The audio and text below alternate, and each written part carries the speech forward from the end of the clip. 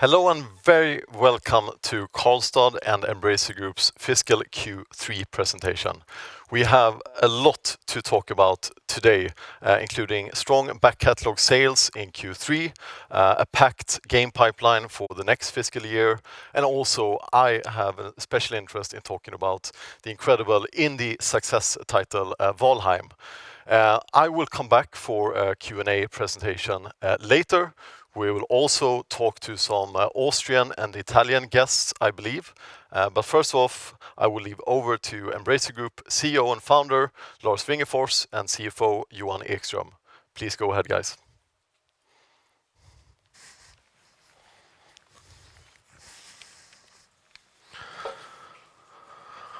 Thank you, Oscar, and hello everyone, and very welcome to Värmland and this third quarter report. And I'm really glad to report another stable quarter. If you just help me to turn the slide once again here. Thank you, Johan. We were glad to report on sales that increased 44% year over year, close to 2.2 billion. We had a performance in the games business segment of net sales of over 1.3 billion, which is a 62% year over year increase, and a 21% organic growth in constant currency and a 33% growth on pro forma basis. The partner publisher segment had a 21% year-over-year increase in sales to 813 million, and the profitability came in at just about 600 million, which is a 100% increase year-over-year. The free cash flow continues to improve, and in the quarter it was 309 million, which is more than 500 million better cash flow than the same quarter last year, despite we had a record investments into new games to be released in the future as well in the quarter.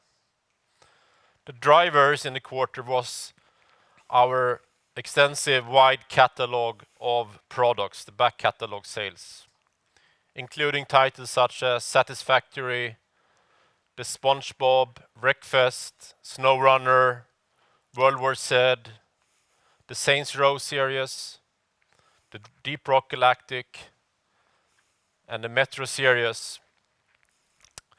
The new release segment had a lower activity in the third quarter.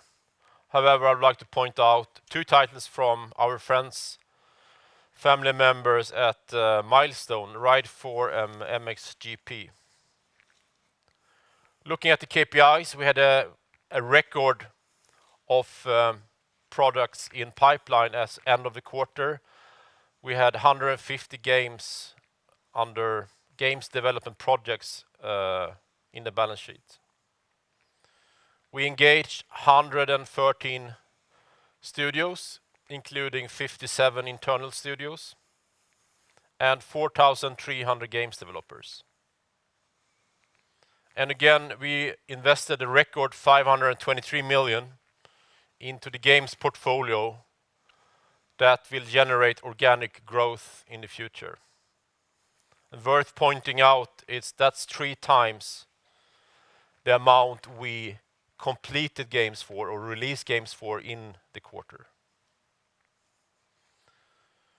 Looking into the quarter ending now in March, we are expecting also a lower commercial activity in new releases in value. And we're giving a range this morning of completing games of 120 to 140 million.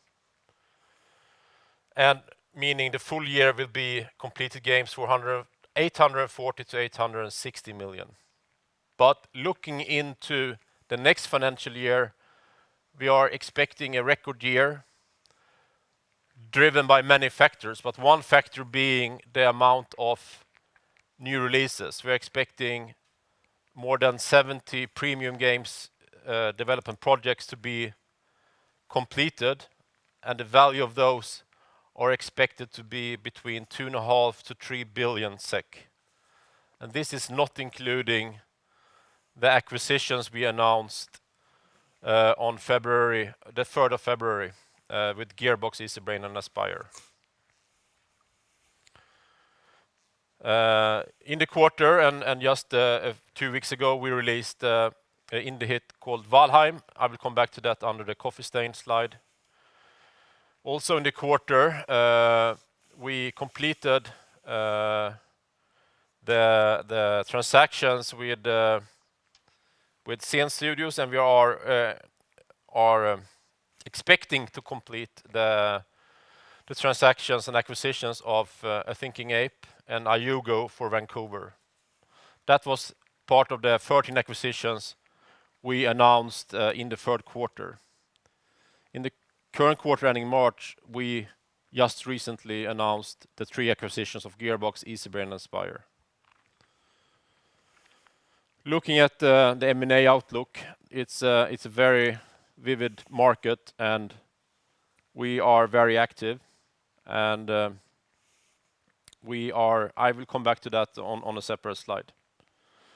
We also announced this morning, and it's worth pointing out the details later, but the board have decided that we are to make an IFRS conversion, and that we will start the process of becoming listed on a regulated market within 18 to 36 months. And with that said, I will hand over to you, Johan. Thank you very much, Lars. Let's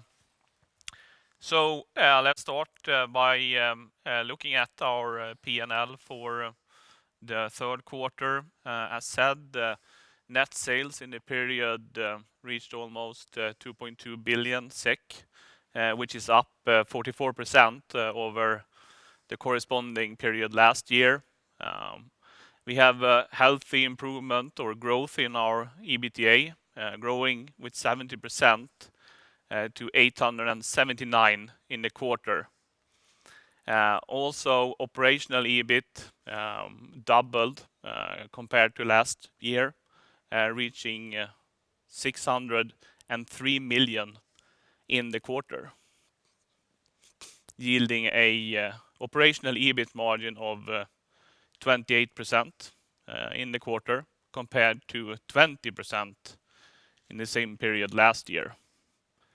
And the improvement in profitability is driven by the healthy growth in our top line, and also by the favorable product mix shift, since we see a higher growth rate in business area games with 62% compared to partner publishing film. The adjusted EPS for the quarter is 1.06 SEK, up 56% compared to last year. And if we look at our trailing 12 months financial data, we are close to 8 billion in net sales, and operational EBIT at 2.254 million, which is a operational EBIT margin of 28%. If we look at our amortizations in the quarter, we split them into operational amortizations and acquisition-related amortizations. The operational amortizations amounted to 276 million in the quarter, and the majority of these are related to amortizations of released games. Also, 65 million related to amortizations of film within our film segment. The acquisition-related amortization amounted to 664 in the quarter, and the majority of these are related to amortizations of goodwill which was 536. And then we also have amortizations of IP rights of 118. All in all, operational EBIT 603 and reported EBIT minus 61 in the quarter. If you look at our cash flow statement, as Lars mentioned in the beginning, we continue to have a healthy cash flow. Free cash flow was 309 in the quarter. It's the fourth consecutive quarter with positive free cash flow.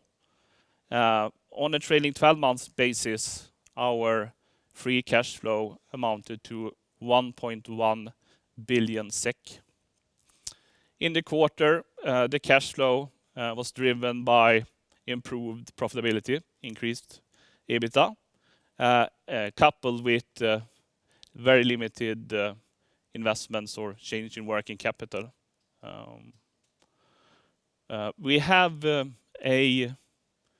2.3 billion net outflow of cash, which is related to the acquisitions or the acquisitive side of the business.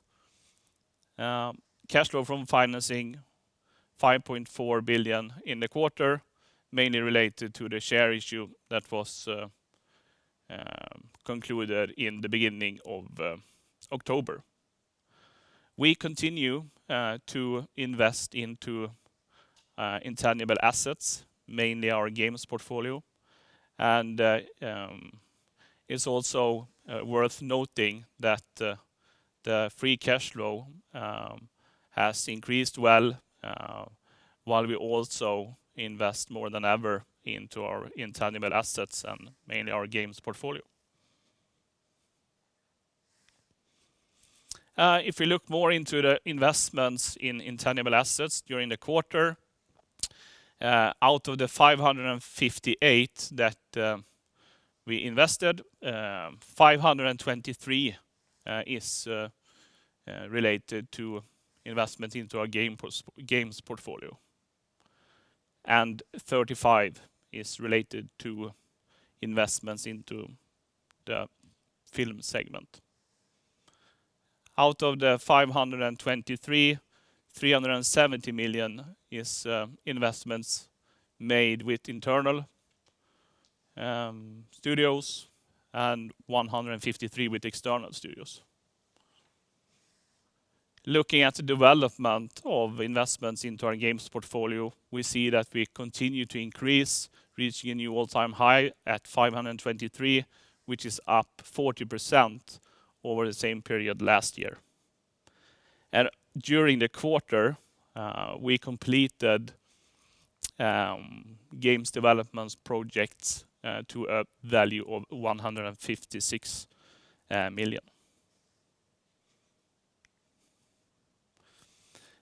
This can also be seen when we look at the continued growth of our pipeline and development capacity. Development studios, 113 at the end of the quarter, of which 56 is internal. And the number of developers engaged in game development is a bit higher than 4,300 people at the end of the quarter. Also a record high number of pipeline projects, 150 at the end of the quarter, of which 61 is announced.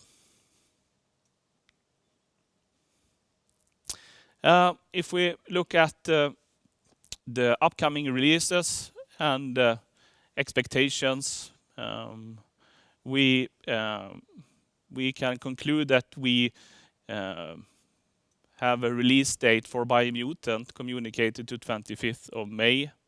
The expectations on completed games in this Q4 or the last quarter of the fiscal year is between 120 and 140 million.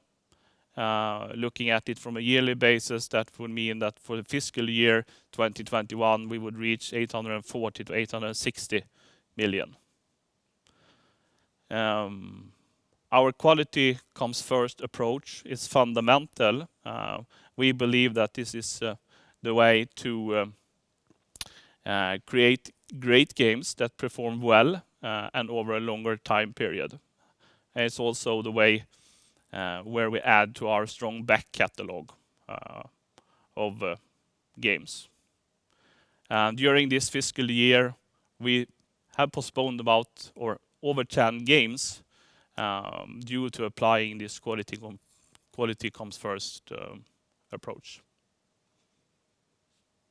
For next fiscal year, we expect to have the strongest release activity ever, with more than 70 premium games being released and total expected value of releases from a development cost perspective is between 2.5 and 3 billion. And looking over the course of next year, it will be skewed towards the end of the fiscal year. Worth pointing out, it's 70 premium games development project, meaning could be porting and other projects. And the 10 released delayed games that was during the whole financial year. And I would say the quality comes first approach was the most common reason for the delay.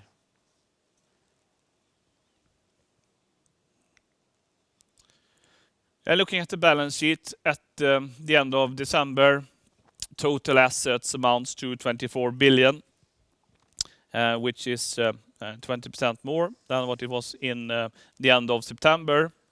A large part of our assets in the balance sheet are intangible assets, and these, if we look at the breakdown of these, it can be split between operational intangible assets and acquisition-related intangible assets. The operational intangible assets is about 24% of the total intangible assets, where the largest single item is the investments that has been made into our ongoing games development portfolio. And the second largest is the book value of completed games and released games. The acquisition-related intangible assets amounts to 11 billion, and goodwill is the largest component of this, which is about 9.6 billion. We have a healthy financial position at the end of December, where the available funds was 12.5 billion, where available funds is defined as cash and bank balance and unutilized available credit facilities. If we look ahead and include the cash consideration part of acquisitions announced post or expected to be closed after 31st of December, the available funds would equal 10 billion. And the net cash position at the end of the calendar year was 4.9 billion. Moving on to the games business area. Thank you, Johan. Thank you. And starting with the net sales breakdown of the games business area, and looking at the trailing 12 months number, we are at close to 5.4 billion, which is at all-time high, and compared to the same number last year of 3.3 billion. Looking at the new releases and the share of new releases and back catalog As mentioned, we had lower activity of new releases in this quarter ending December, and the share of new release was only 20%. The rest was back catalog sales.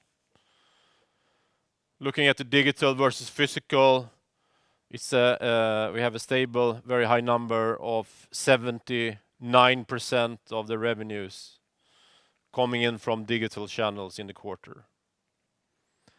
Looking at the owned titles based on owned IPs and long-term licenses, the share was 69% for the quarter.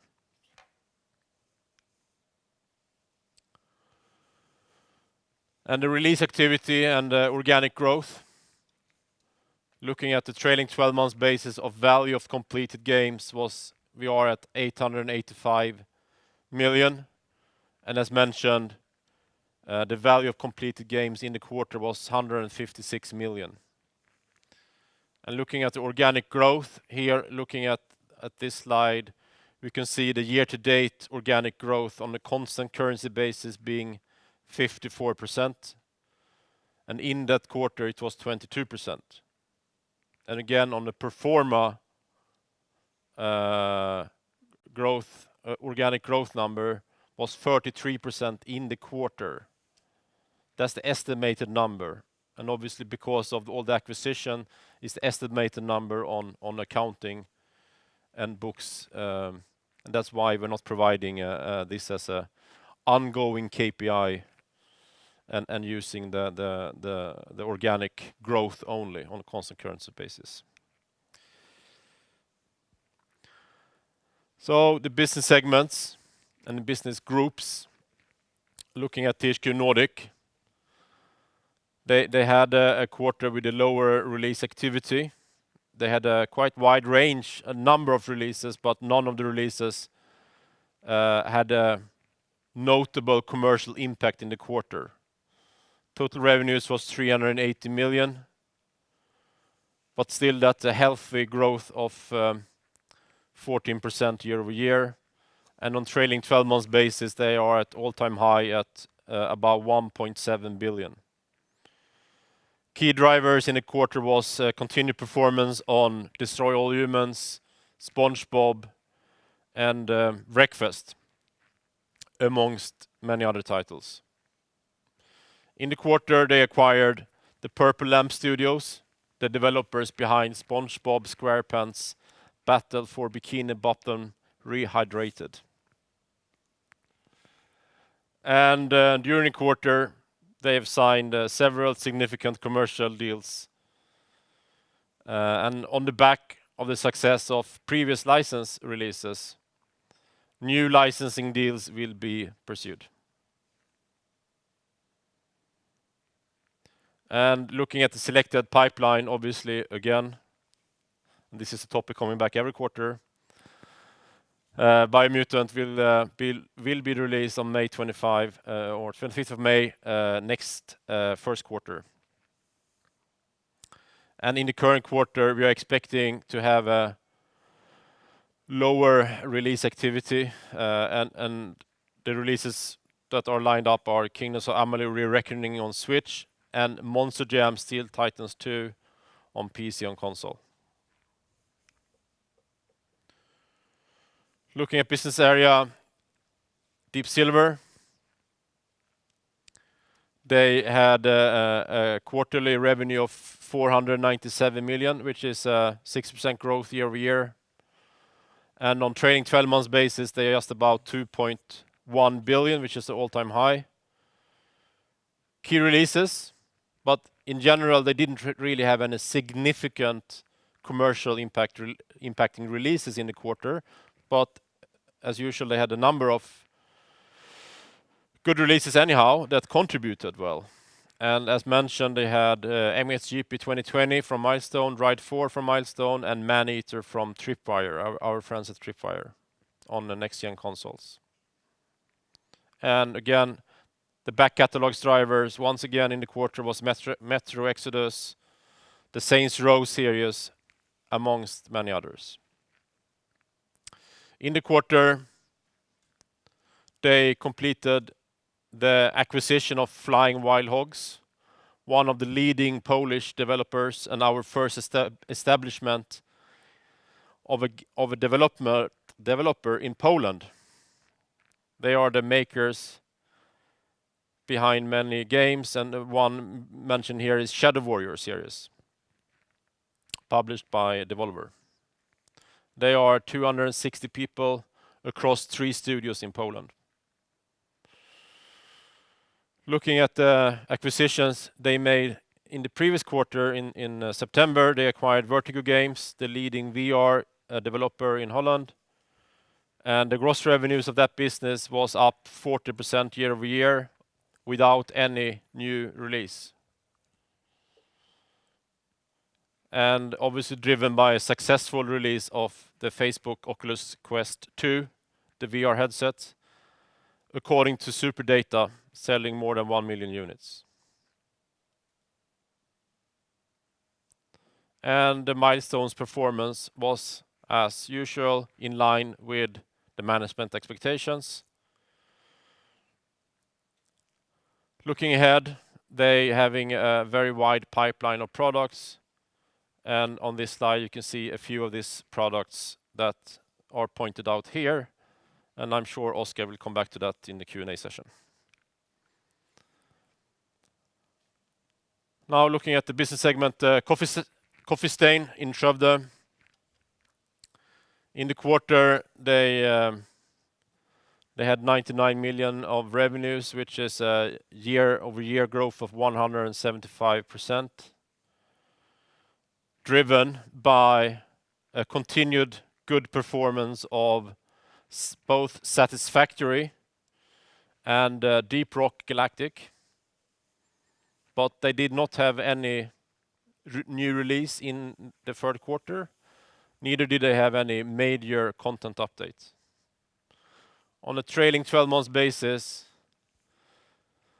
they are having revenues of 484 million, which is an all-time high level. In the quarter, they acquired the remaining 40% of the shares in Coffee Stain North, and that studio have been working on unannounced titles since 2017. 16 days ago, or a bit over 2 weeks ago, they released a publishing title, Valheim, that I'm sure I will have a lot of questions on during the Q&A session. But I'm super glad and excited to see that the Iron Gate team in Skövde, being just a handful of people, are able to achieve such a success. And I personally have been enjoying watching this on Twitch for a number of hours, and it's just amazing how we can create such a game. The commercial performance has been solid, has been communicated by Coffee Stain, and this morning we are communicating it has sold, as of this morning, close to 3 million copies. The commercial relationship with Iron Gate are in line with what Coffee Stain normally has with external development teams. Having a publishing agreement where the developer gets a healthy majority of the revenues, and having a minority ownership in the studio, creating over time, a potential net contribution that will contribute to the operational EBIT as well. But that is could potentially be over longer time, and that's net from taxes, obviously.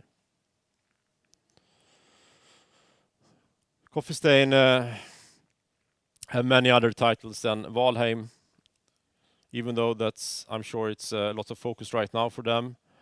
They're having an amazing pipeline for the coming year and years that I'm truly excited about. Here pointing out 2 titles, Midnight Ghost Hunt and Songs of Conquest, but they have many others. but I will let them communicate when they are ready. Moving over to Saber Interactive. They had a continued stable performance in line with our expectations of 307 million in the quarter. They didn't really have any new releases, so the revenues was driven by a number of factors. One factor is obviously continued performance of SnowRunner and the World War Z games, as well as a continued business with the external business partner under the work for hire. During the quarter, they acquired 6 companies. Zen Studios, the leading pinball games developer in Hungary. That deal closed just a few days ago. Snapshot Games, the developer behind Phoenix Point, also a title worth pointing out, that contributed a bit in the end of the quarter, with 65 employees both in the USA and Bulgaria. Nimble Giant, the leading LATAM PC console games developer in Argentina, with 75 employees. Mad Hat Studios in Serbia with 130 employees. 34 Big Things in Italy with 28 employees, one of the leading indie developers in Italy. And Sandbox, the PR and influencer relationships agency based in New York with 13 employees. And on February, the 3rd of February, they announced the acquisition of Aspyr that we're expecting to close in the coming month, which is one of the leading indie developers and publishers with a 24 years track record of profitable business, with 140 people in Texas. Saber are building an amazing pipeline of products, and driven by obviously their organic teams at Saber, but as well as with all the acquisitions they are doing and all the organic hiring they're doing with people. Worth pointing out here, they announced the title Evil Dead, that has been well received.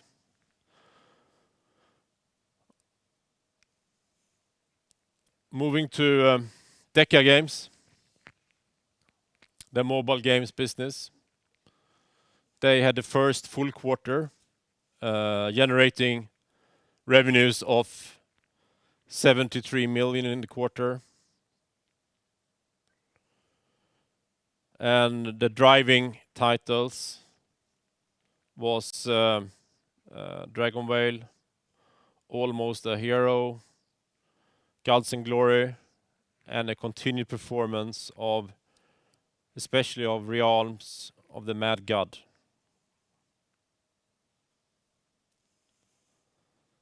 In the quarter, they announced 2 acquisitions that we are expecting to close in this quarter. It's not closed yet. We're expecting to close this quarter, ending March, of 2 leading companies in Vancouver in mobile games. One called The Thinking Ape, and the next one being Ayogo. And those companies will form the Deca Games group.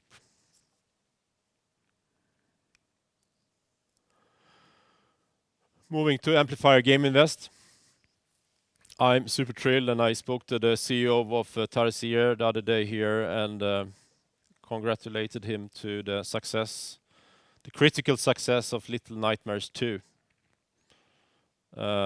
It's a IP they created, but it's owned by Bandai Namco and published by Bandai Namco, so it doesn't really have any significant commercial impact for us, even though if it does really well, it could have some royalty revenues over time. But I'm super excited about them achieving such a game again, because the first game was very well received, and this game looks as well received.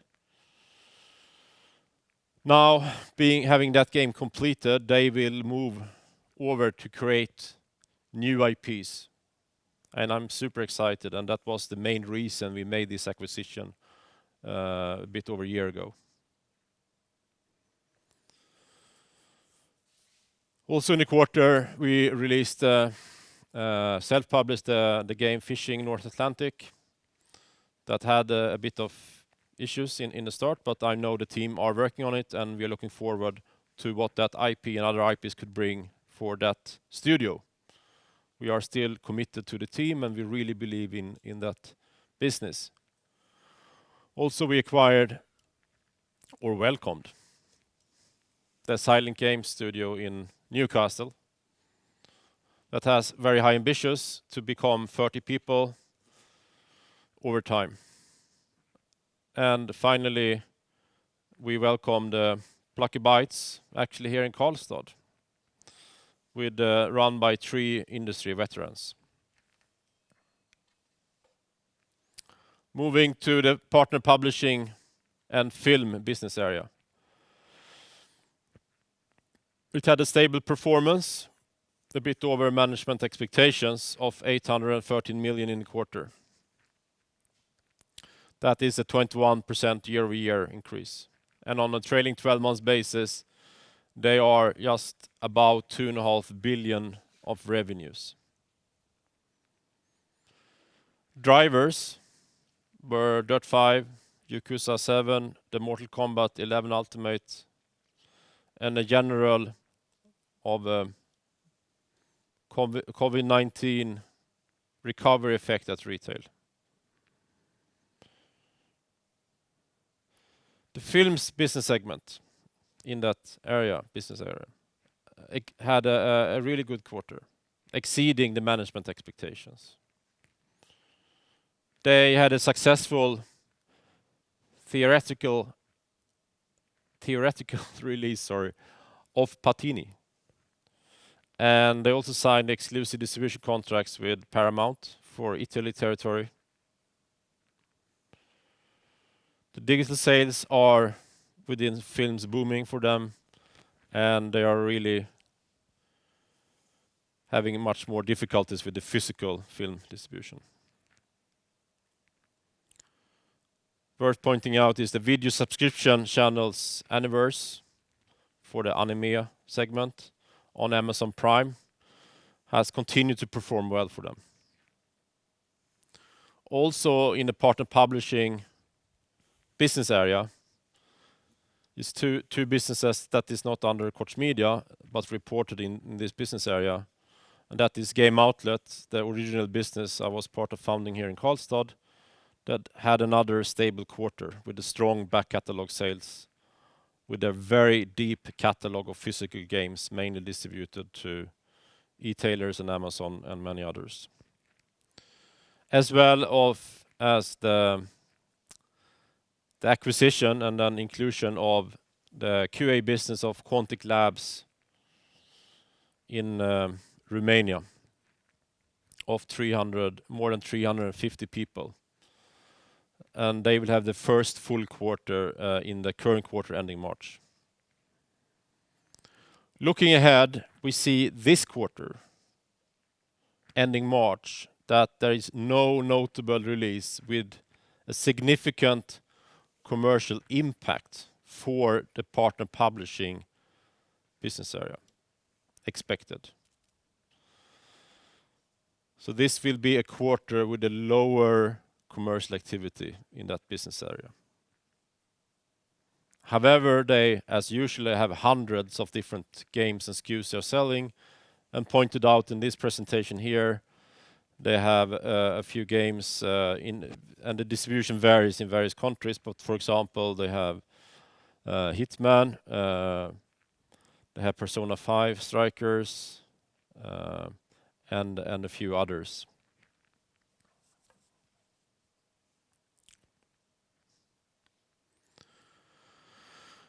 Okay, so talking a bit of M&A. And I would like to recap a bit of the KPIs on the mergers and acquisitions. And going back to where we started our journey with acquisitions 2017. And that year we acquired companies for 92 million SEK, 2018 for 2 billion roughly, 2019 for 2 billion roughly. Now talking total maximum consideration. Last calendar year, we acquired companies for a bit over 13 billion. And this year, we have started announcing acquisitions or mergers of close to 22 billion SEK. And looking at the number of transactions, that has obviously also increased over time. And just looking of adding new, here is mentioned verticals, we call it operating groups. We started 2018 adding 2 groups, the Koch Media, Coffee Stain. One more group 2018. Last year we added 2 groups, Saber and Deca, and this year we started off adding or plan to add when the deals are closing of Gearbox and Easybrain. The rest of the acquisitions are acquisitions or mergers driven by the operating models. And it's worth pointing out the strength of one of the strengths of Embracer is our very decentralized operating model. That is also driving a lot of M&A. Again, we announced the 2 landmark acquisition mergers forming 2 new verticals after the quarter end of Gearbox Software and Easybrain.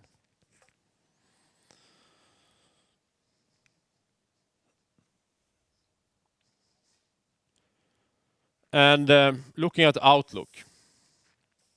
So again, starting with the capabilities. Our M&A capabilities are stronger than ever. With now zone 8 operating units across the globe scouting and researching for suitable entrepreneurs and creators and companies to join the family. Consequently, we are in more dialogues than ever. And our ambition is to continue grow our M&A activity going forward. And that is driven by that we are increasing the number of operating groups.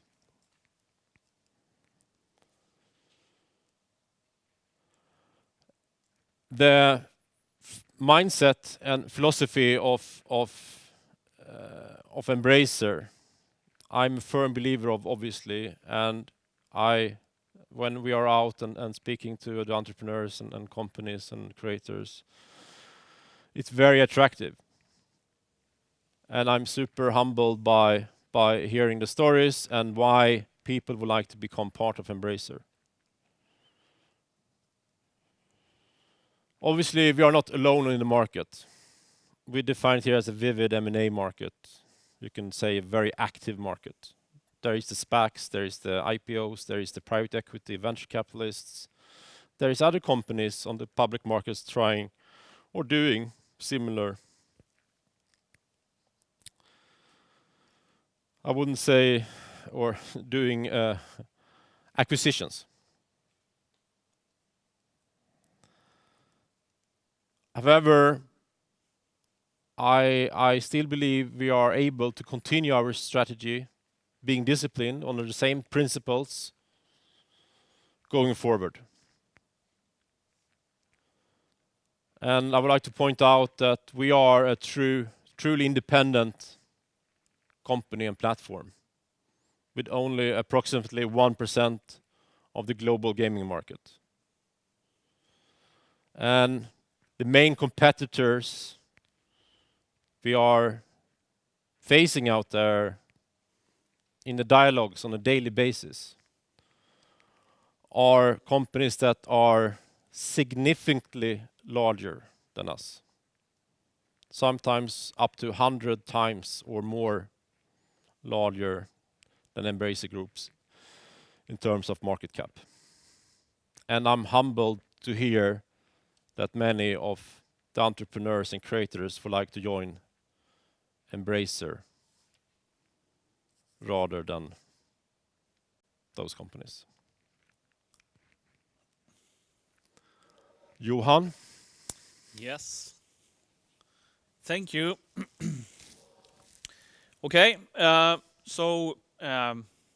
super excited to inform that the board of directors decided yesterday to convert to IFRS and also start the process to become listed on a regulated market. When we look at this, the work will be done or executed through a project. We will have 3 work streams in this project. One is for financial reporting and principles. The second one is for internal control processes, and the third one relates to corporate governance structure. We have the clear ambition to achieve industry-leading efficiency and transparency for each of these work streams. If you look at the overall timeline for this whole process, it's estimated, as said in the beginning, to be between 18 and 36 months. When you look at it, the timing is of course dependent on the pace of training, recruiting, onboarding key employees, and also the need for business support and financial integration of future mergers and acquisitions. Also, the corporate governance work stream delivered its first milestone already today with the implementation of an audit committee and the remuneration committee that become effective immediately. Johan, sorry for stepping in here, but this has been a discussion we had for a number of years, and obviously I've been hearing the demands from especially institutional shareholders, why this is important, why are we doing this main listing? From the beginning it was many reasons, but now there is a bit less reasons, but still very important reasons, that the capital market are changing, and the inclusion in indexes are very important for the capital resources to the group. And there is also other reasons for the institutional shareholders why we should do the main listing. Obviously, there is many positive things here in terms of transparency, the quality in processes, the controllings, the good thing of the governance and corporate control. But for me, it's important also that that we are not becoming this corporate, machine without the soul, destroying our businesses. So I will keep a strict eye on that we are finding this balance, doing this, process, becoming main listed company, and can keep our,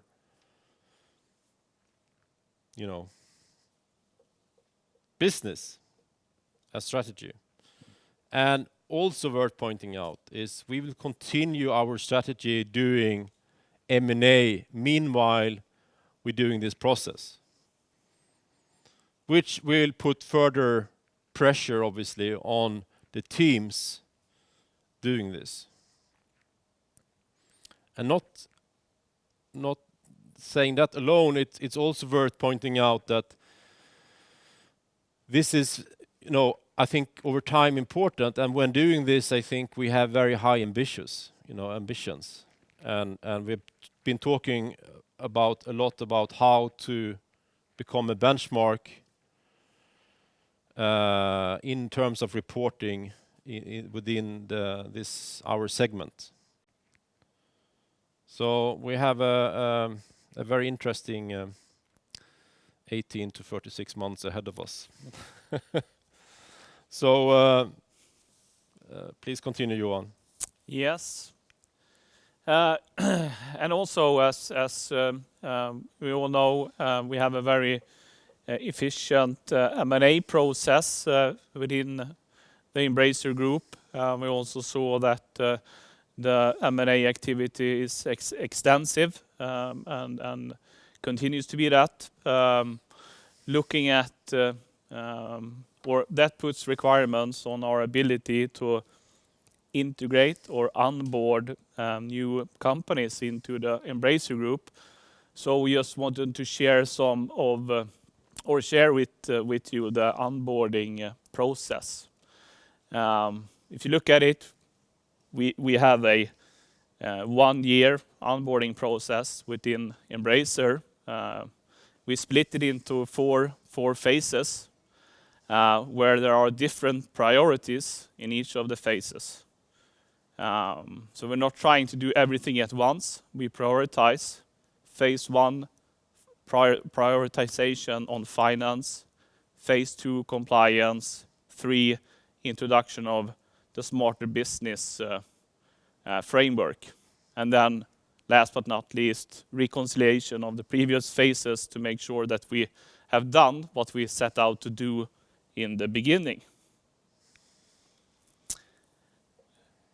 We will not go through this in detail, but if you look at the high-level onboarding timeline and the key actions that is being performed in each of the phases, we see or we can show that we have four work streams that we are doing the onboarding process through. And the work streams are centered around the themes where we do the onboarding, which is mainly finance and regulatory and compliance. On top of that, it's important to have robust supporting activities throughout the onboarding process, and also to handle communication throughout the process. Between each phase, we have review meetings to make sure that we are on track before moving on to the next phase. And in this onboarding process, we try to front load as much as possible to be prepared and do as much of the work possible pre-closing when it comes to preparing ourselves and understanding the capabilities of the companies to be part of this onboarding process. I think also examples of the key activities in phase 1, of course, it's about aligning accounting principles to K3, conducting the preliminary purchase price analysis, while also following up on any due diligence findings, making sure that they are closed throughout the process. The second phase is much more centered around compliance, where we implement the global policies of Embracer. And then the third phase, there we have the introduction of the smarter business and our sustainability framework.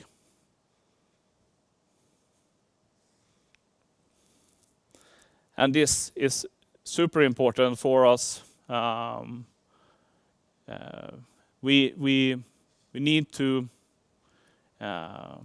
do this while maintaining the decentralization and that the standalone entities maintain responsibility, authority, and remaining independent. That's a critical part of our business strategy, and we need to be aware of that throughout the onboarding process. Of course, also, it's critical that this is being paired with what it means to be part of a listed company.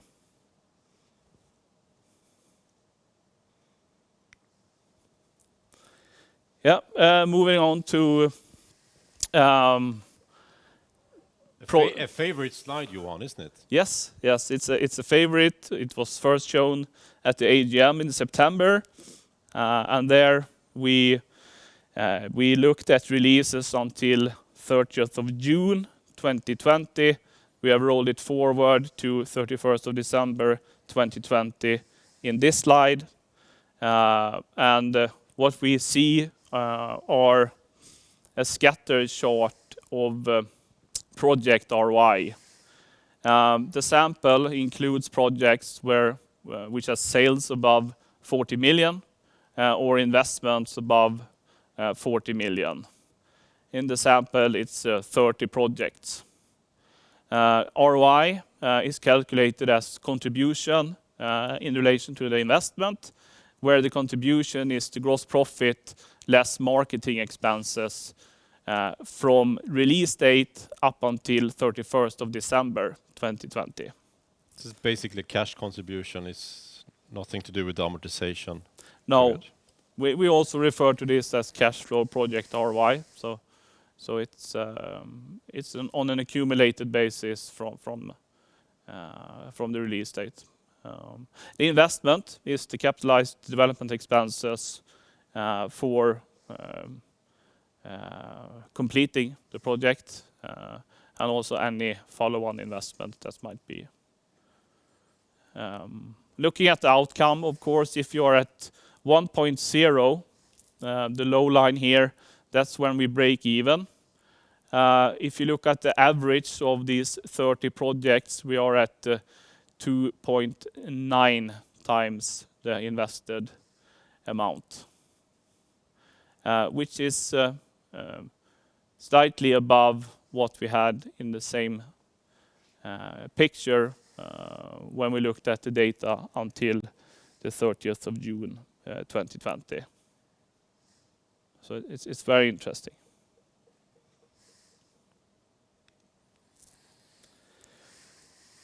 Yeah, then we have a forecast relating to non-operational amortizations or acquisition-related amortizations.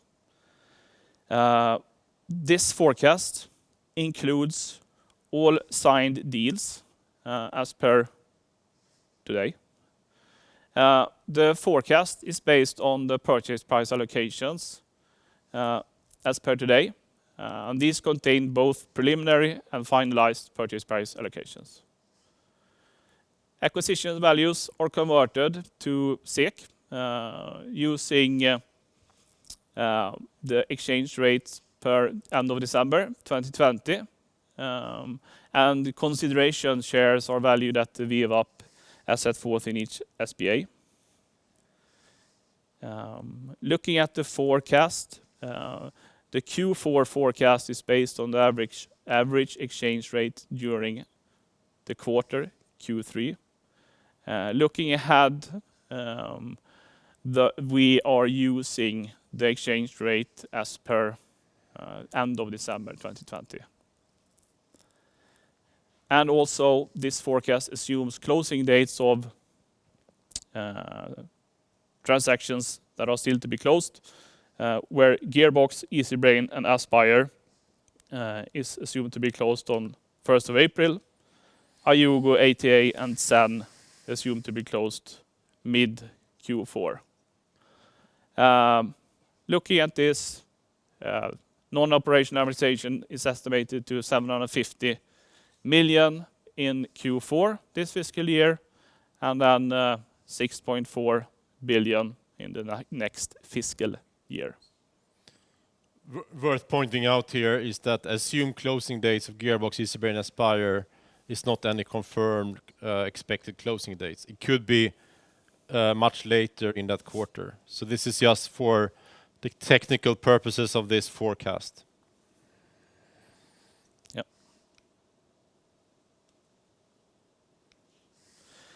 Then we look at our initiatives within ESG. We are super excited about the sustainability report that will be included in the annual report for this fiscal year. We are putting a lot of attention and resources into the work of completing this. And also, during the Q3 quarter, we rolled out and implemented a trade compliance policy throughout the group. I think that went very well, that rollout process. Training is of course very important for the development of all the people within Embracer. During the fall, we have had global trainings centered around our compliance code. By the end of the year, we had about 50% had completed the training, and we will continue to push for this as it's a very important matter, and we really would like all the employees of Embracer to understand and take part of our compliance code. We continue to develop and work relentlessly with our ambassador program. As new companies join Embracer, also the participation and the members of the ambassador group is extended. Last quarter, focus has been on initiatives through the 4 pillars of our Smarter Business framework, and such things as recruitment, data protection, and inclusion, important areas that was discussed. Thank you, Johan. And I have a final 2 slides here that for me are very important, and it's a bit of culture. So being in the games industry since I was 16 and growing up with the NES and the SNES and all other formats, going way back, game collecting and retro gaming and the heritage and history of our industry, I think it's very important for me, but I know it's very important for many of my colleagues, for the businesses and for the industry. And I've been game collecting a bit myself the past years, as well as collecting many other things, but game collecting has been very interesting. But then I decided, why do I collect this myself? Why don't I give this rather to the company? So I decided to give my base collection to the company, of quite a lot of Nintendo games. But then we have, at Embracer level, decided to put this as a project at the Embracer group level to create the archive of all video games. So we have acquired a few significant collections across Europe the past month or year, and we approximately have about 50,000 pieces of games and consoles and peripherals and arcades, quite a lot that are extremely rare and almost unique. However, this collection or archive is by no means complete, and this will take decades, if ever, to get complete. But it will be a true joy for myself and many of my colleagues, and the ambition is perhaps to have part of this present at the headquarters here in Värmland or at some other location here, but of course to use it with our subsidiaries, to have perhaps specific exhibitions about their creative history or certain IPs, or to have exhibitions that could potentially travel the world or to do something online. This is obviously a black hole of time, so I tend to even though I love it, I tend to not spend too much time on this, but we have a few people working on this, and Thomas Soon here, that you can see mentioned here, are heading up the project. So if you have any amazing collections or are interested to know more, please feel free to reach out to Thomas. And I promise to give you updates over the coming decades how this proceeds. So with that said, thank you, Johan. We are moving to the next part here.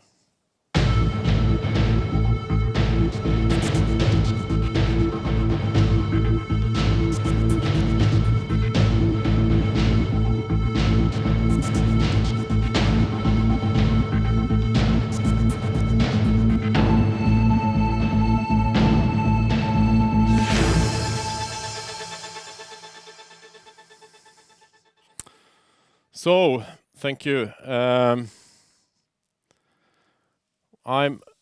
to share you a slide here where you can see a bit of the overall Embracer, and we will end this session that I will welcome one of our entrepreneurs with us. So before doing that, I would like to point out the Embracer Group, what we are and how we operate. Starting by saying founded by entrepreneurs, run by entrepreneurs. And here on this slide, you can see the Embracer Group in the middle, where we are creating this inorganic growth, and then having our operating groups with these fantastic entrepreneurs and creators that are creating all the organic growth, as well as further acquisitions. And I'm a true believer of letting great people making their own decisions. The decentralized philosophy, empowering individuals, creativity and speed is critical to our success. We are offering the benefits of a large structure, foremost access to capital, the knowledge sharing, and all our soft synergies across the group, but quite strict synergies on daily basis more within the groups.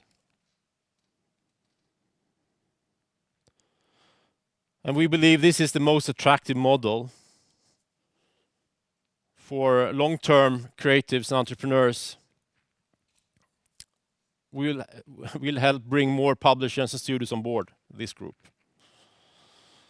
And this ecosystem we are creating, I think, becomes stronger the more people we bring on board.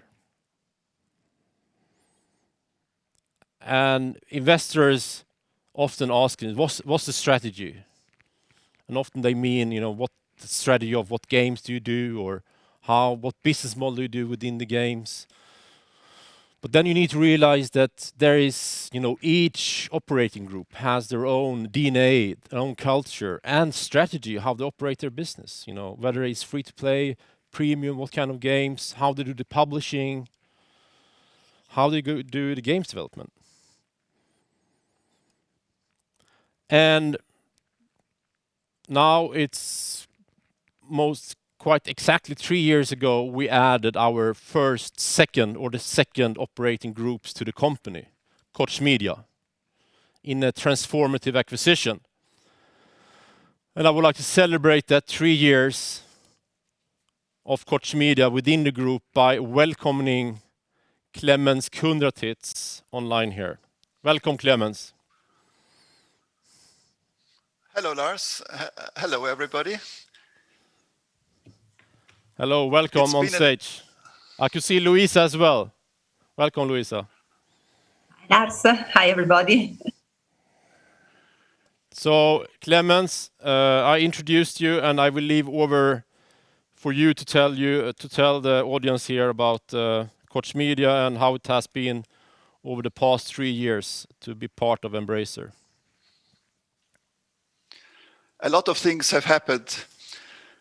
We have evolved from a mostly European sales organization and with 3 studios to a truly global games developer and with 10 internal studios now, and growing our network of publishing companies to reach the globe. On top of that, we have developed our film company and created a game merchandising company. So it's been a very interesting journey for the first 3 years. But I would first like to spend a minute or two about how we arrived at the decision to join you, Lars. Yeah? To join your machine, as you call it. It's not really a machine, I can tell you that, but it is certainly a member of a group of entrepreneurs that steer this company forward.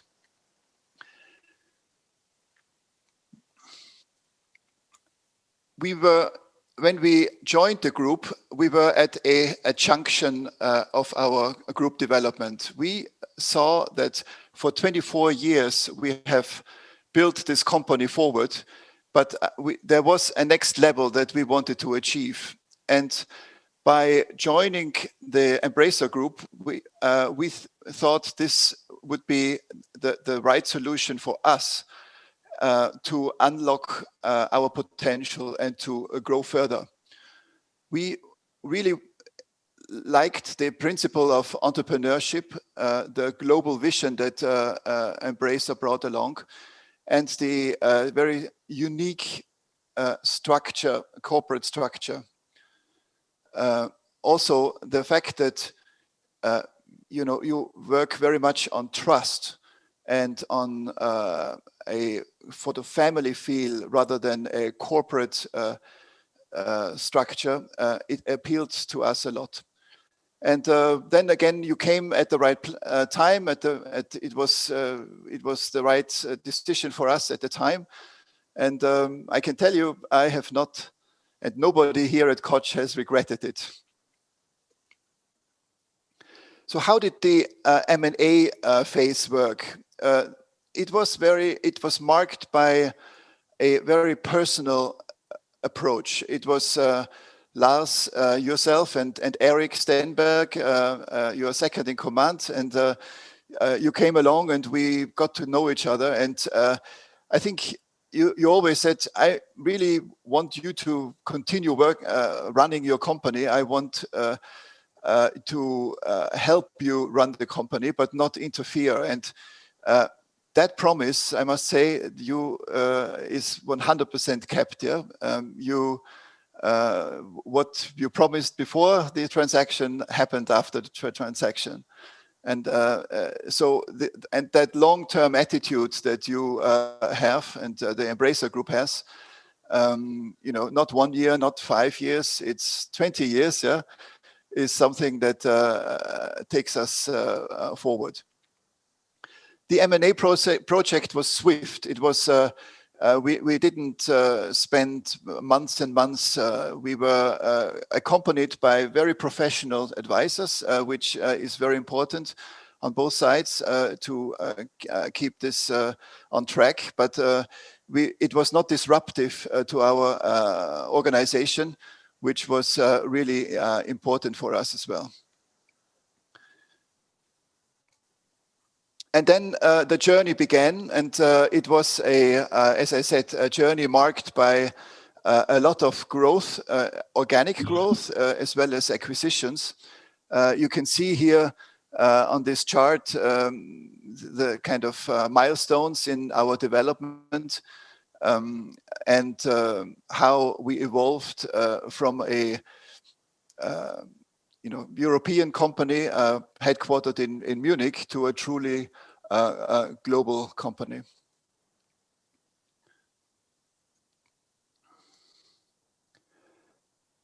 We can also see that growth when we look at our talents in the company. When we joined the group, we were 770 people in total, and had 10 publishing units, a film company, and 3 studios.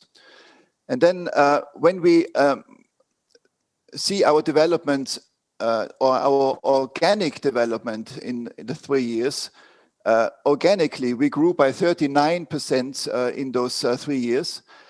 And when we look at our anorganic, our acquisition-based growth, then you can see that we grew up to 1,900 employees. And as you also see, that by far the majority of our talents are in game creation, in development. But also the other units increased. We are now 14 territorial publishing offices, and we have 4 film and game merchandise companies in the group.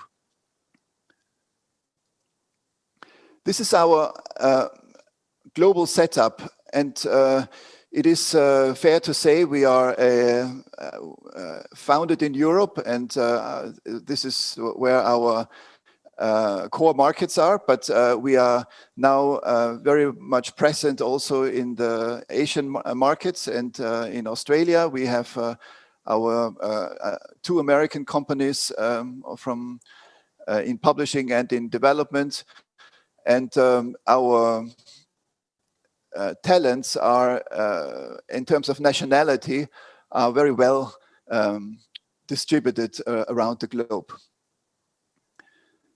Looking at our company, what is Koch? We appreciate that Koch is for some people hard to understand, because we are quite a diversified company, and therefore let me explain to you the 3 main business areas here: development and publishing, partner business, and film business. All 3 of them, and game merchandise, all 3 of them are very strategic for us. When we look at the global development and publisher business, it's first and foremost the IPs that we are proud about, and the long-term licenses that our catalog is built upon. What started historically as a single label company with teams in various locations has become a solid group tree with multiple branches of publishing units and own products. Creating games and nurturing and monetizing IPs is of central importance for us. And we will certainly continue our journey and build that catalog forward. Our internal studios, as I mentioned, we have 10 studios. Flying Wild Hogs is the latest entry in our studio portfolio, with 3 studios in Poland, are at the heart of the company. We are very proud of their expert knowledge, and each studio has their own special sauce. They have their own expertise, and Volition is obviously our studio of open world games. Dambuster stands for first-person shooters. Warhorse Studios is our action RPG studio, and so on. So we have studios in many genres and disciplines, and we are very proud about what they are achieving. One of the studios that we already mentioned in this presentation is Milestone.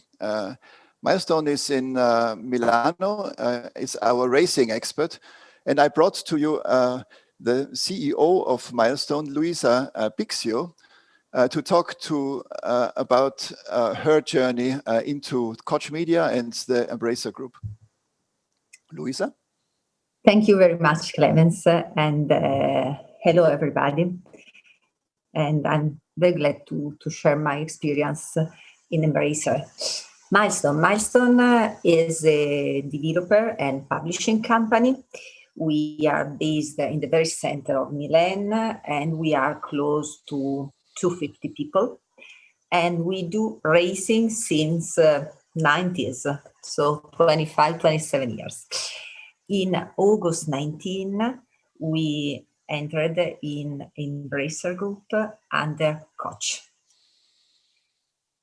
Clemens, if you want to go on the other chart. If you look at this more or less 18 months, I would like to say that I'm really very glad to be in Embracer. And I'm very glad of how we work in this period and the result we reach in this period.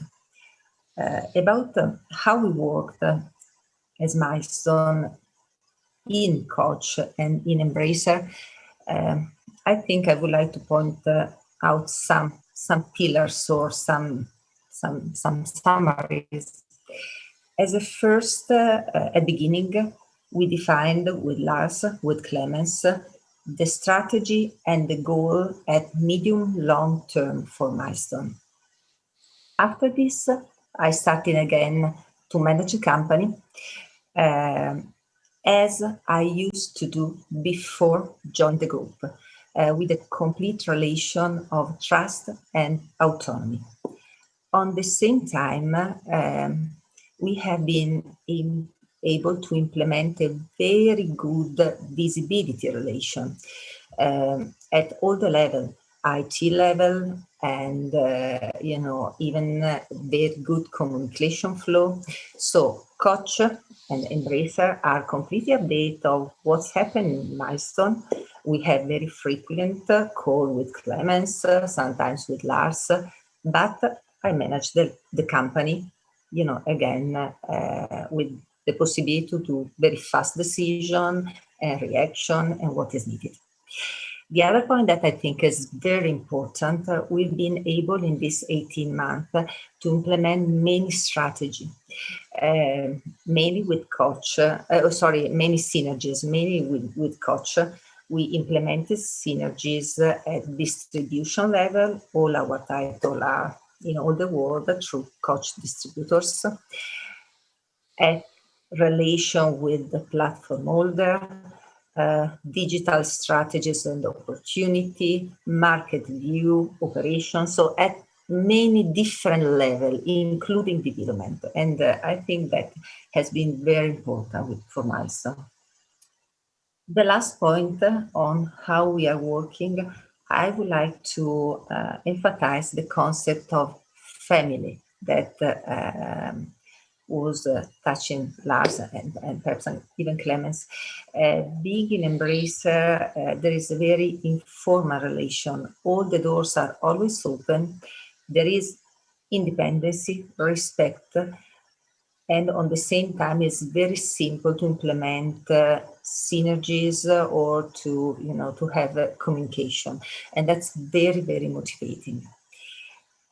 What we did in this, in this period, in this 18 month Milestone continued the growth at many levels.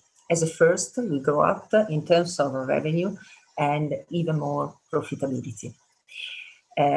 We grow in terms of numbers of people because we are doing more projects and bigger projects and talent.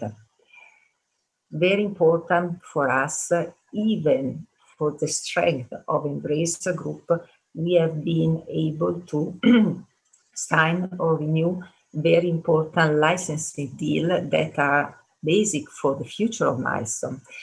Just 2 days ago, we announced the renewal agreement with Dorna for MotoGP till 2026. And then we renew for 5 years the licensing of Supercross with Feld, for 3 years for MXGP, the motocross title with Ustream. And then we signed another very, very important deal some months ago that will be announced at the end of this month. As last point that I think is very important, we've been able to increase a lot in terms of high-level technology. The technology that is so important for us because it's the technology that allows grow our title in terms of quality, innovation. We've been between the first to arrive to the new console, and we develop a lot for the future. So to close, I think that my experience is very, very positive. I'm very glad to be here. Thank you, Luisa. That's great.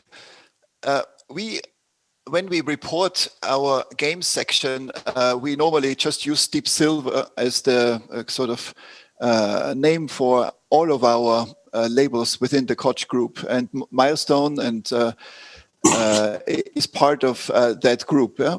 So I talked about the multi-label strategy, and it encompasses on the one hand side Deep Silver, which is obviously our label for Saints Row, Dead Island, Time Splitters, and many others. But it is also the Vertigo Games, our VR publishing group from Holland. Ravenscourt, our German-based label, most notable release is the Let's Sing series, and Milestone. With a focus on specific areas of expertise within each label, their own dedicated team of specialists across all disciplines, the labels work semi-autonomously while sharing best practices and learning across the group as a whole. And it is my pleasure to tell you today that we have plans to even further increase this number of publishing teams and labels to realign both our existing and future portfolios of products that we are invested in. So stay tuned on that. Going to our second strategic pillar, our partner business. Partner business is built on long-term partnerships since decades that we are very glad to have. And our company's DNA is very much built on partnerships as well. Global publishing partners include Square Enix or Sega, Warner Games, Capcom, Bethesda, Paradox, and many, many more. I can't name them all, but these are our publishing partners. On the other hand side, we have very important partnerships also with leading developer publishers like Techland or Blobber Team or Tailworlds or Pearl Abyss and many more as well. So publishing, helping other people, bringing their products to the global market is a key area of our business, and we will continue to nurture these relationships and also add new partners in the future. So, people talk to me about the publishing business and then our commitment. Well, I can tell you, we are in the physical space. We are very, very well established, and we are long-term committed to the physical space, and we will act as a consolidator going forward in that physical space. And we are there for our partners to help them sell their products in all channels. Going to the third strategic pillar, the European films business. Over the last 18 years, we have steadily developed a European independent film publisher and acquired literally thousands of films. This part of the business represents around about 10% of the overall revenue of the business. Very profitable as well, and is currently well established in the German-speaking Europe and in Italy. We have recently acquired Solar Media that you may have seen in the chart before, a world sales agent which co-produces and distributes selected family and animation movies. Here is a small selection of the films that we have been engaged with. And obviously, we are extremely proud that last year we had the South Korean film Parasite in our portfolio, which among its numerous accolades won 4 Oscars at the Academy Awards: Best Picture, Best Director, Best Original Screenplay, and Best International Feature Film, becoming the first non-English language film to win the Academy Award for Best Picture. We publish and distribute this film in German-speaking Europe across all channels, and had incredible success with it. So this is the short introduction to the Koch Media Group as it stands today, and being part of the Embracer Group. I would now like to just shed some light on the question of synergies, which many people talk about. What relevance has synergies in our group? And it is interesting to see that what you hear about the Embracer Group as a whole in a smaller scale applies to the Koch Media Group inside Embracer. And then below Koch Media, for example, our subgroups like Vertigo or Milestone or Flying Wild Hogs, we have this principle of subsidiarity and entrepreneurship all the way through the entire group. And synergies are not at the heart of our strategic considerations, I must say. Yeah? We are one of those companies where acquisitions are not made in order to create synergies. They are not the key driver. Much more important is to enable great entrepreneurs to develop and run their businesses with the support of a bigger operational group and financial backing of a public company. But yes, synergies do work and are beneficial in certain areas. Certainly within the Koch Media Group, we have a very strong central finance department, legal team, IT, and also M&A is done centrally. We have established knowledge sharing, data sharing, asset databases, market intelligence. It's a long list of things where we can help each other. And then obviously having a global physical distribution network benefits everybody in the Koch Media Group. But that is also, as you can appreciate, similar synergies are within the Embracer Group. Physical distribution I just mentioned, but important is that we have equity for acquisitions from our parent company. We can work with our sister companies on common development projects. We have already announced last year that we are swapping IPs so that game IPs are being better exploited, intelligence, and so on. So there's certainly a lot to do, but we are not forcing synergies in the group. So what does the future hold for us? Looking ahead, we see some very good potential for further organic growth, as well as M&A opportunities. Notable organic growth in the game segment. We have some significant products ahead of us, and which will release this year and beyond.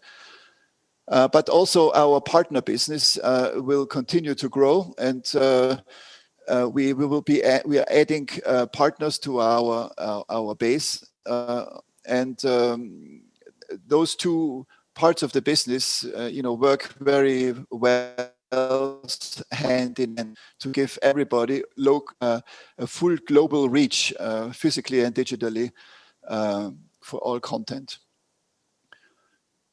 And then there is M&A opportunities. Lars, you know Lars, yeah? We are all very clearly able to grow and scale our organizations, and it is not all hinging on one person or two. It is very much a group effort to grow also through acquisitions. So in summary, I can only say it's been an amazing 3 years. And we are glad that we joined the Embracer Group, and we can continue following our entrepreneurial instincts and think of the group more of a global village than a skyscraper. Embracer is a global village of great companies, and I think that concept is unique and very scalable. Our philosophy is about enabling, connecting, empowering this industry where we know that we don't know what's going to happen next year. is, I think, very well suited for our company philosophy. And it inspires creators and entrepreneurs and dreamers alike, and captures our imagination. So, thanks very much for the time and your attention. And Lars said to me a few days ago, never underestimate the power of dreams. And I could not agree more. Thank you. Lars? Thank you. Thank you, Clemens. I'm as glad as I were 3 years ago to have you on board and still on board. And I just love seeing your and your team's very hard effort to continue operating and growing the Koch Media business. And thank you, Luisa, very much for joining this session and joining the group.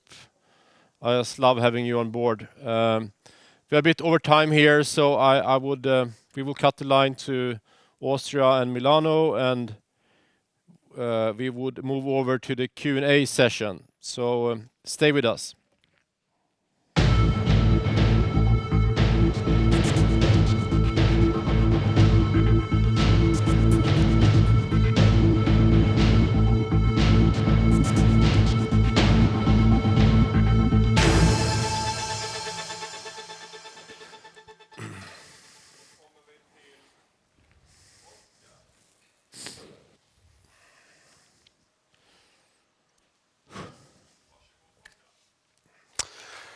Great. So back for a Q&A with both Lars and Johan.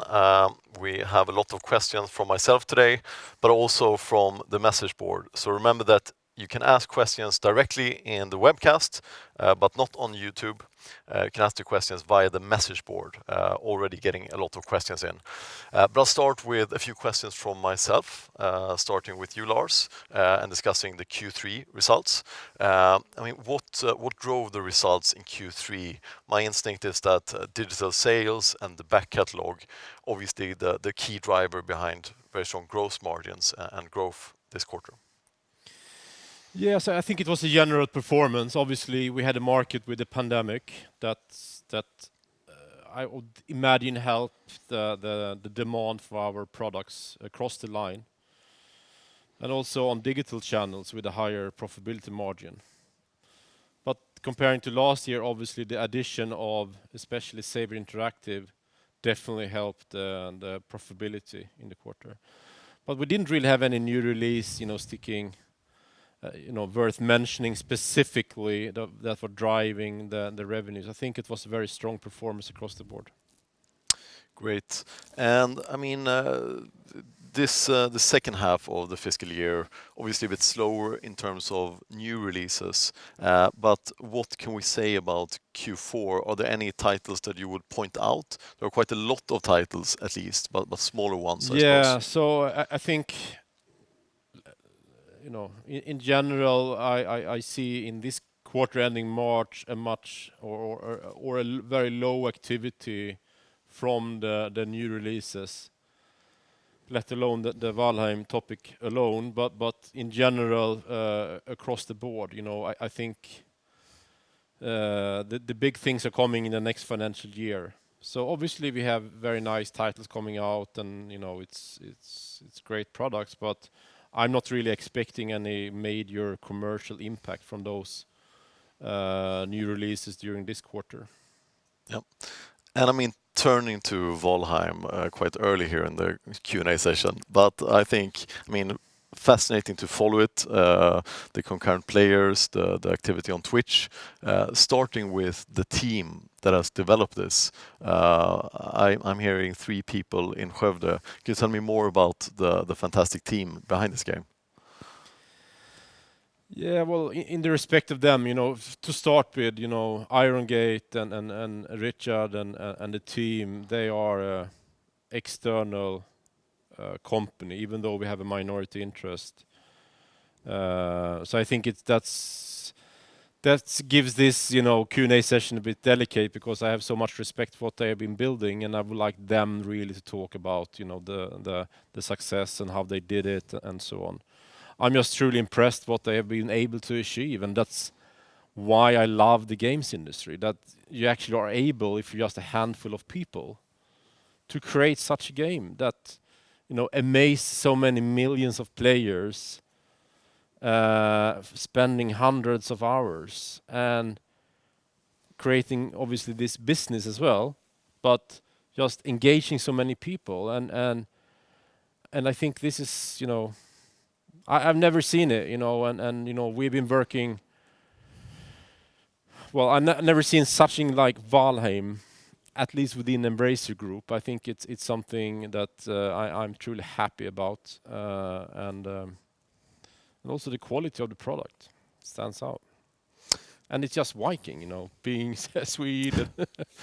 I just love the theme of it. Yeah. And I mean, I note in your sort of ROI plot chart here that you're gonna have to have a bigger plot for the next presentation, perhaps. But looking at also Coffee Stain, I think is worth highlighting here. One of the early 8 operating units, and I mean, they seem to have don't have the English word for it, but fingertop feeling when it comes to both development, when it comes to publishing, and in general, I mean, fantastic company. Yeah, you know, and with all the respect, I have to say they are able to really find these amazing talents and games. And that's the thing, you know, to be able to, in your daily work, to pick these things and do the right decisions. And obviously, I always had a full trust for them, and obviously this Ferdinand nails that. You know, they are game makers, and they know how to make games. They make community-driven games, and they are different, as we all are. Indeed, and I mean, you mentioned Rickard before. I guess they're very busy now with updates and patches. But Yeah. what's the plan over the next sort of 1 to 3 years for the game in terms of console, in terms of other platforms and development? Yeah, I'm sure they are bombarded with requests and questions about what happens next. But I'm, as we all could see, they have shared, you know, the plan for the game. I noticed on Steam, and I think they're very focused on executing their daily. Again, they're a very small team, so I think we should leave them alone, make their magic, and I'm sure they will communicate when they're ready about, you know, what else could happen in the future. Yep. And I mean, this is Embracer Group. This is not Iron Gate. So I mean, we have to ask a little bit about the details that you mentioned. You touched upon it in the presentation earlier, but I mean, you mentioned a typical deal with an external developer, and you have a minority interest. Excuse me. So I mean, my take is that a normal deal could perhaps be, you know, that you have a 30 to 50% share of the revenues. You pay out the rest in royalties. Is that sort of fair assumption? Well, I can't go into details. Again, what I mentioned, the developer in the publishing agreement has a healthy majority, a good majority. So I think that is much more in the first number rather than the second number. I think looking in what you know, what could this without specifically talk about Iron Gate, you know, what could a typical external publishing relationship potentially bring to Coffee Stain and Embracer Group, both from the publishing side and from the minority interest side to the operational EBIT level?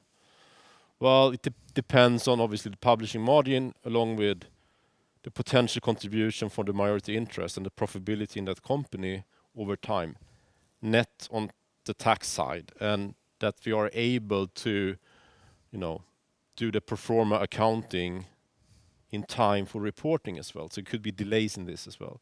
But over longer time, I would say, you know, perhaps not 50, but it's definitely something like closer to that at least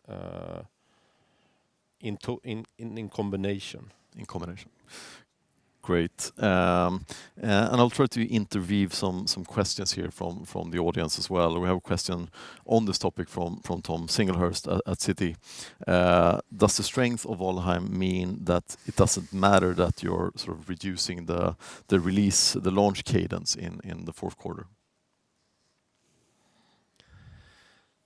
Well, now he's talking about his forecast and consensus, I would imagine. I don't know. I think it's hard to comment on that. Obviously, looking on your expectations and others' expectations on the business, I realizing we had Biomutant that many people expected in the quarter moving into next quarter. We might had a bit lower commercial activity than expectations, I would say, especially perhaps at THQ level and partly also at Deep Silver level. And then we have a bit of Valheim potential on top of that, and with the general performance from Coffee Stain and Saber and so on. And I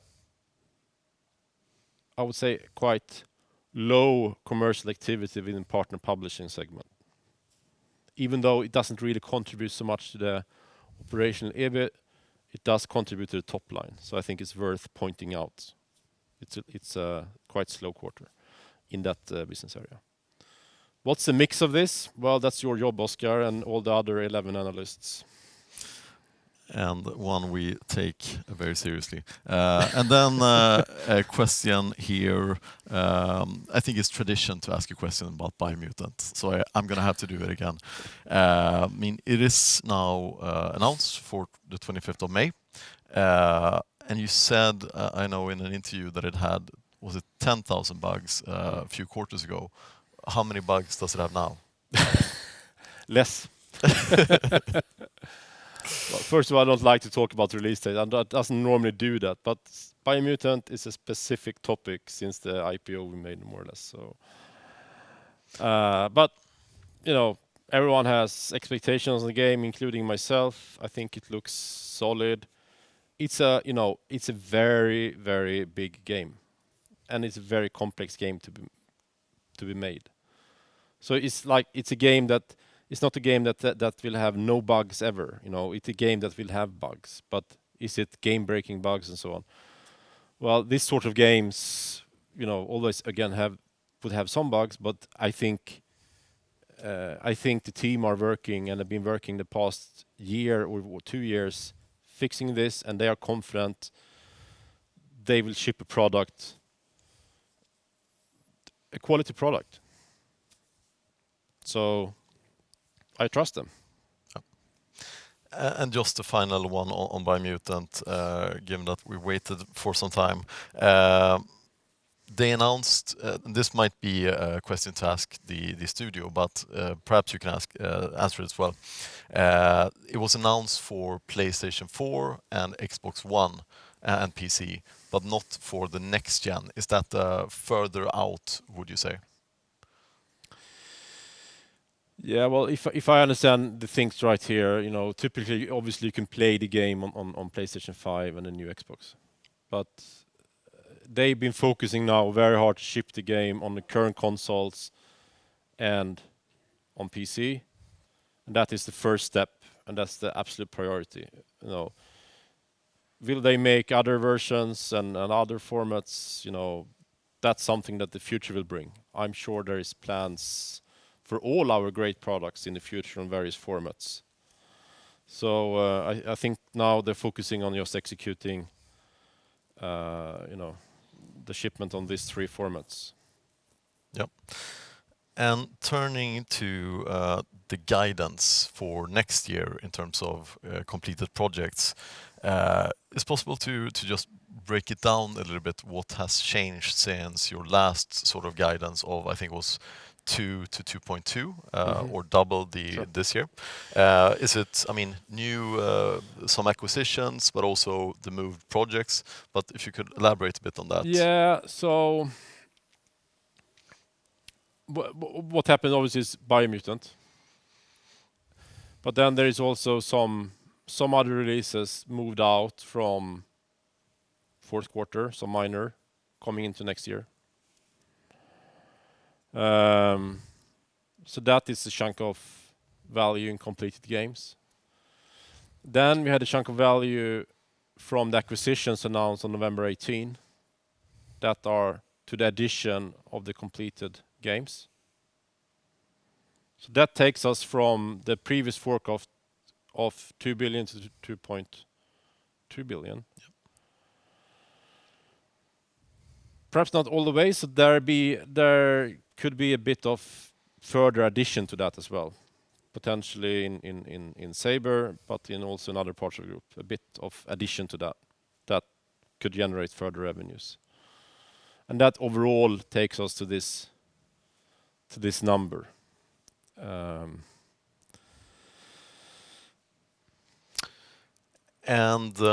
mean, we know from before that you will release 2 AAA titles, at least 2. Do you remain confident that these will in fact be released this year? Yes. Okay. Next financial year, yes. Next financial year, yeah. Great. And then we have a question from Tom Singlehurst at Citi again. Historically, we note that the ratio of revenue from new releases to capitalized development on completed games is around 2 times. With this guidance, should we assume revenue from new releases of 5 to 6 billion? Well, again, I think that's a job for the analyst. Again, I would like to point out that this return of investment plotter you saw, it varies so much what's the return of investment of a game title is, and you saw the plotter here.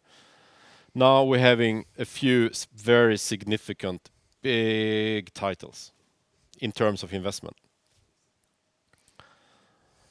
I think it's reasonable to assume the return of investment are in the lower, low end to be safe here.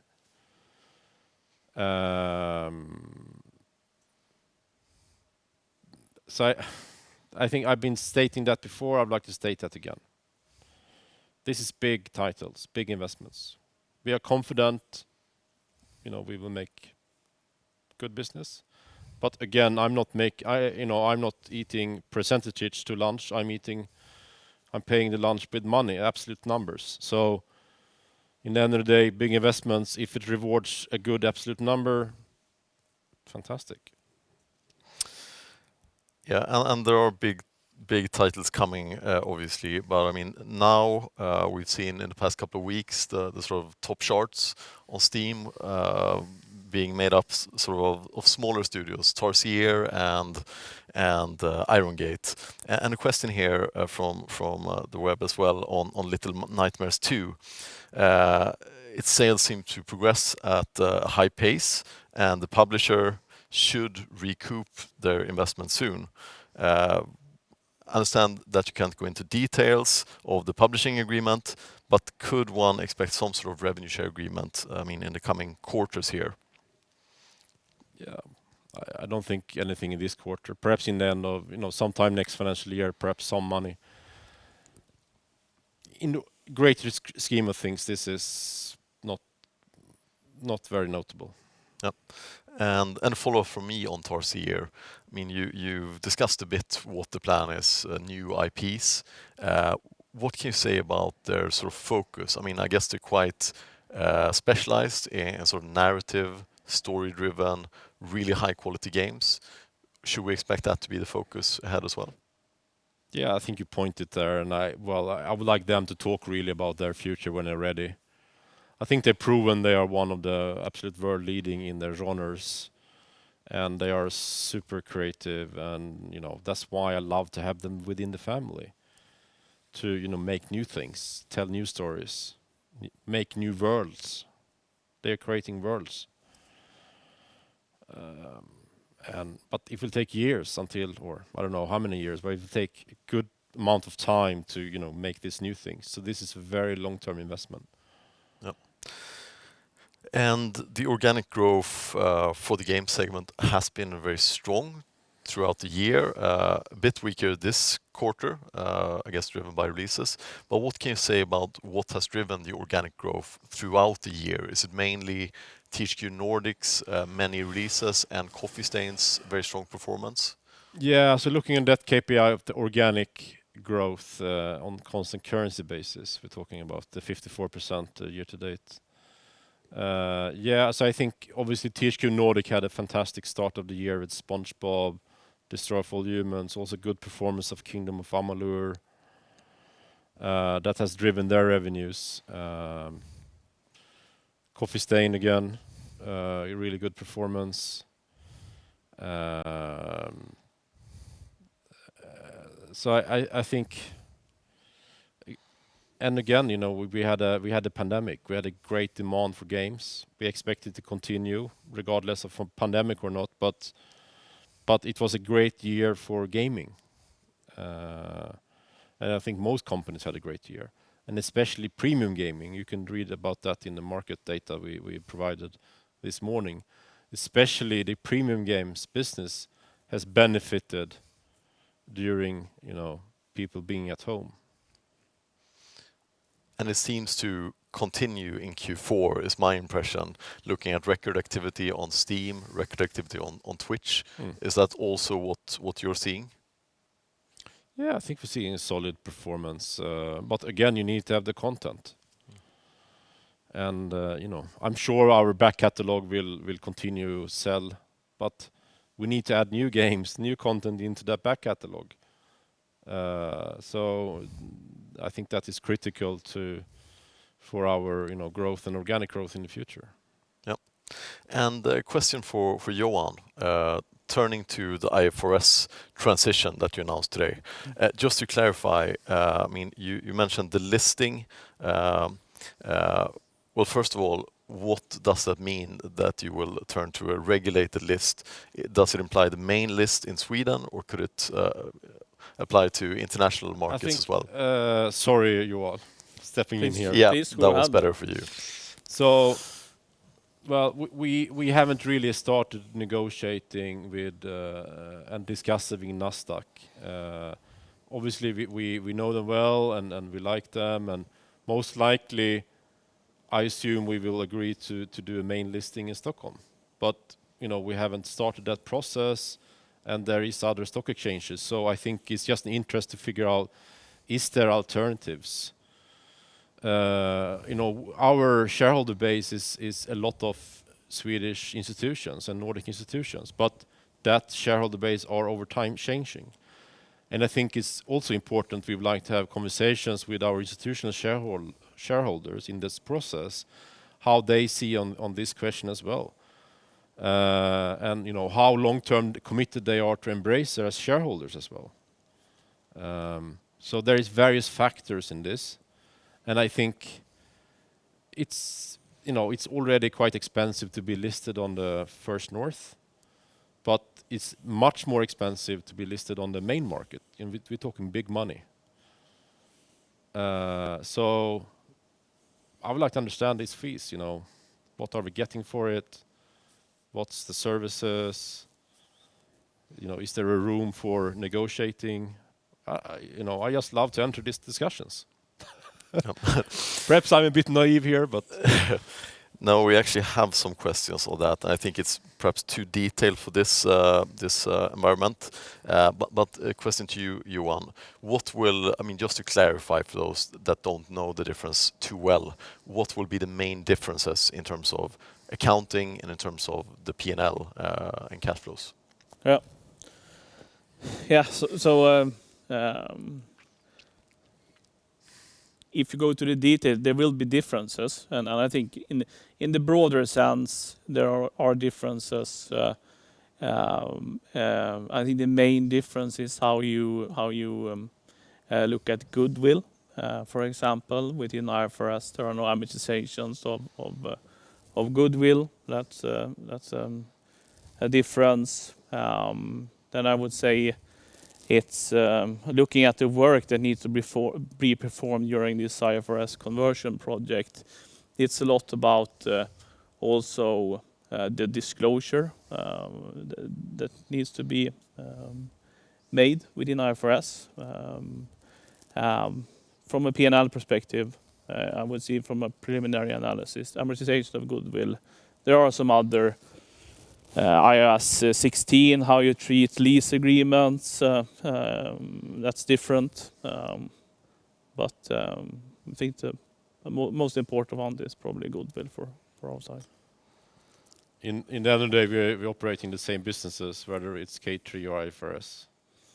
So I think what's important to point out the structure we're having with the decentralized model is also decentralized partly to mirror functions in the operating groups as a public company as we do in the parent company. So I don't know, Johan, if you can just elaborate a bit on that. I think that's a super important part. I think we've been talking about it some, at least touching it earlier.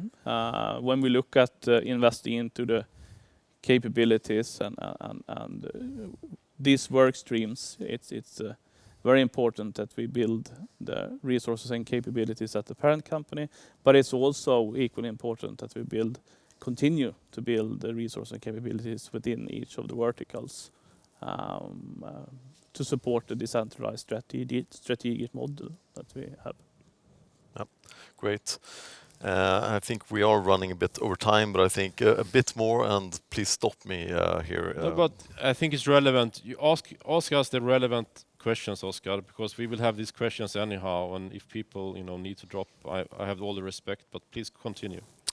Great. Question here from Alex Duval at Goldman Sachs on cash flow. So your free cash flow was solid in the quarter. How did you manage to achieve that given all the record development activity, and how sustainable is this? What's your view on sort of free cash flow in the next full year? And there, I mean, we have a, I guess, more even distribution between amortization and capitalized development. So that will be interesting to hear as well. I think it's hard to give any forecast on cash flows. Yeah, I can just, the first part of the question was relating to this quarter. So how did we achieve the 309? I mean, we had a solid EBITDA in the period. There were limited investments within working capital. And then you would get, the residual amount is free cash flow.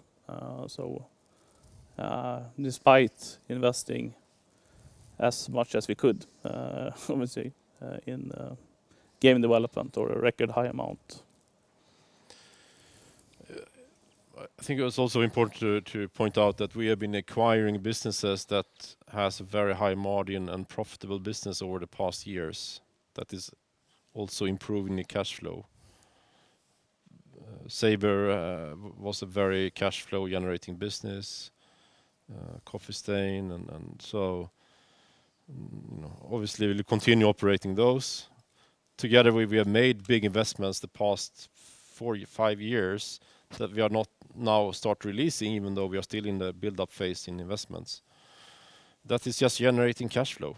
And in the end of the day, that's what the business should be financed through, the cash flow from operations. And perhaps one day we will have more free cash flow than we are able to allocate also for M&A. God knows when that will happen, but obviously I truly enjoy to see the strong free cash flow generation. Yep. And on that topic, could you discuss a little bit about how you think with your different acquisitions? Because it seems like the acquisitions over the past year or two have varying cash flow profiles. So is that part of the strategy that you have, that they can complement each other? The strategy is to be diversified in all sense, companies, units, entrepreneurs, creators, game profiles, cash flow profiles of businesses. This is creating the mix of Embracer and the beauty of it. But again, we will continue acquiring or mergers with companies like Gearbox and Tarsier that are aggressively investing into the future with big projects and many projects, as well as having very cash flow generating businesses. And I think that's the beauty of Embracer, that balances each other out. But we need to take risks, and we need to take creative risks. We need to get, let teams like Tarsier, okay, we trust you. You have proven your track record. Please make the new fantastic IPs and games here. That will always, is a negative cash flow for years until they are releasing it. Yep. That's the thing. Yep. And here's a question from Ken Rump. You have acquired various studios whose games are being published by other publishers. Over time, would you expect Embracer to take over publishing of future games unless contractually prevented, or will there be reasons to choose external publishers for some games? Yeah, I think we will continue, be business partners to external publishers as well. Publishing, it's super important for a success of a game product, and sometimes there is a deep understanding of the IP, of a fan base, and also is personal relations between the developer and the external publishers. So, I let the management decide whether they, continue doing that with perhaps a bit lower business risk, or if they would like to move it in-house or within the group with a potentially much higher margin, but adding more business risk to that performance. I don't want to interfere in that and saying there is one way to go and that's it. Obviously everyone could see the national synergies here, and I would expect over time that a good number of such cases will be moved in-house. Yep. But not everything. And here's a somewhat related question, at least. Now that Codemasters will be owned by EA, how will that affect the relationship between Koch Media and Codemasters?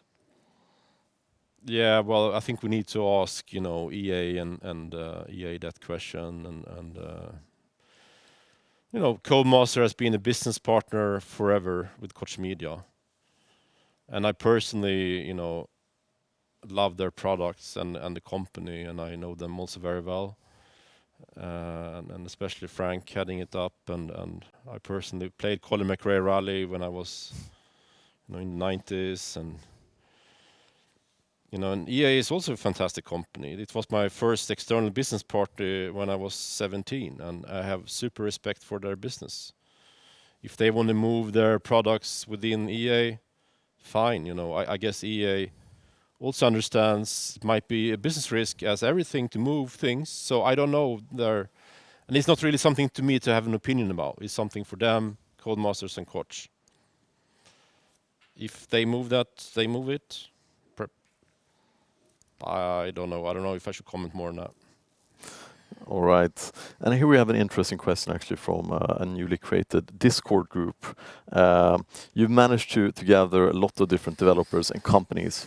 Are there any future plans to create a common platform for customers to find games and other products from these developers? So an own platform, sales platform? No. Very clear. And a question from Tom Singlehurst again here. He's made some calculations on the guidance for next fiscal year. So arriving at an average invested capital per game of 35 million in the lower end of the range per project, these 70 projects, I presume, which is above the historical run rate. Is this number skewed by some larger titles, or does it signal that games are becoming more expensive to make? No, there is a few projects that has really big budgets in next year's completed games forecast. So I guess it's fair to assume it varies between 10 million and 500 million. Yeah, even less. Could vary from handful of people. Again. Great. And the follow-up here, how much do you expect to spend for launches in 2023 and beyond? Is there, I guess the essence of the question is, I mean, you will continue to increase the investments gradually, but you foresee sort of how that will develop in the coming years? Yeah. So now we're giving a forecast for next financial years, and it's already complex to give this forecast, and it's moving things in here. So I think I have a hard time giving a good, color on the upcoming financials here. What you need to keep in mind, though, our business is changing, and the more THQ Nordic, Deep Silver business of investing in premium games, wait a few years and release that is changing. We're having now more. Well, first of all, we have mobile titles, and we have Easybrain coming in.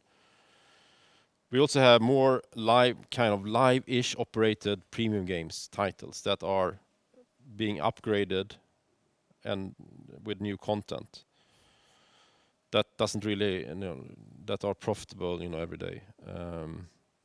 And we also have new companies with very high margins. So the development cost is quite low, but the potential contribution of the releases is quite high, such as Saber.